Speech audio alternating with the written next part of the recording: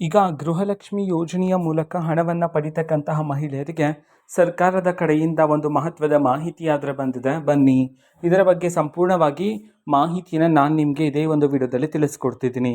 ವಿಡಿಯೋವನ್ನು ಸ್ಟಾರ್ಟ್ ಮಾಡ್ತೀನಿ. ಅದಕ್ಕಿಂತ ಮೊದಲು ನೀವಿನ್ನೂ ನಮ್ಮ ಚಾನಲ್ಗೆ ಸಬ್ಸ್ಕ್ರೈಬ್ ಮಾಡದೇ ಇದ್ದರೆ ಈ ಕೂಡಲೇ ಚಾನಲ್ಗೆ ಸಬ್ಸ್ಕ್ರೈಬ್ ಮಾಡ್ಕೊಳ್ಳಿ ಮತ್ತು ಲೈಕ್ ಮಾಡಿ. ಬನ್ನಿ ಈಗ ನಾವು ಇನ್ಫಾರ್ಮೇಷನನ್ನು ತಿಳ್ಕೊತಾ ಹೋಗೋಣ. ಹೌದು, ಇದೀಗ ಗೃಹಲಕ್ಷ್ಮಿ ಯೋಜನೆಯಲ್ಲಿ ಒಂದು ಹೊಸ ರೂಲ್ಸನ್ನಾದರೆ ಜಾರಿಗೆ ಮಾಡೋದಕ್ಕೆ ಸಂಬಂಧಪಟ್ಟಂತೆ ಇದೀಗ ಸರ್ಕಾರದ ಕಡೆಯಿಂದ ಮಾಹಿತಿಯನ್ನಾದರೆ ತಿಳಿಸಿರ್ತಕ್ಕಂಥದ್ದು.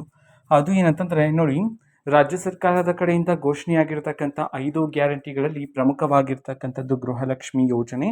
ಗೃಹಲಕ್ಷ್ಮಿ ಯೋಜನೆಯಲ್ಲಿ ಬರೋಬ್ಬರಿ 1,20,00,000ಕ್ಕೂ ಹೆಚ್ಚು ಫಲಾನುಭವಿಗಳಾದರೆ ಇದ್ದು, ಇವರಲ್ಲಿ ಇದೀಗ ಪರಿಷ್ಕರಣೆಗೂ ಸಹ ಇನ್ನೇನು ಶುರುವಾಗುತ್ತೆ ಪರಿಷ್ಕರಣೆ ಅಂತ ಹೇಳಿ ಸರ್ಕಾರದ ಕಡೆಯಿಂದನೂ ಸಹ ಮಾಹಿತಿಯನ್ನು ತಿಳಿಸಲಾಗಿದೆ.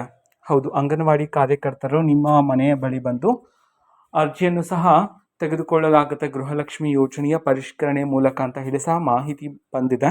ಆದರೆ ನಿರ್ದಿಷ್ಟ ದಿನಾಂಕವನ್ನು ಇನ್ನೂ ಸಹ ಪ್ರಕಟಣೆ ಮಾಡಿಲ್ಲ ಸರ್ಕಾರದ ಕಡೆಯಿಂದ.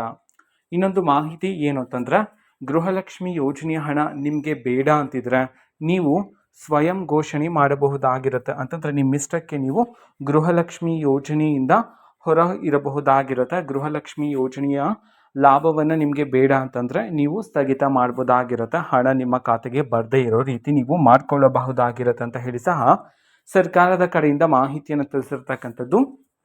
ಮತ್ತು ಗೃಹಲಕ್ಷ್ಮಿ ಯೋಜನೆಯ ಪರಿಷ್ಕರಣೆಯಲ್ಲಿ ನೀವು ಹೊಸದಾಗಿ ಅರ್ಜಿಯನ್ನು ಸಲ್ಲಿಸೋದಕ್ಕೆ ಆನ್ಲೈನ್ ಮತ್ತು ಆಫ್ಲೈನ್ ಎರಡರಲ್ಲೂ ಸಹ ಅವಕಾಶವನ್ನು ನೀಡಲಾಗುತ್ತೆ ಅಂತ ಹೇಳಿ ಸಹ ಮಾಹಿತಿ ಆದರೆ ಇದೆ.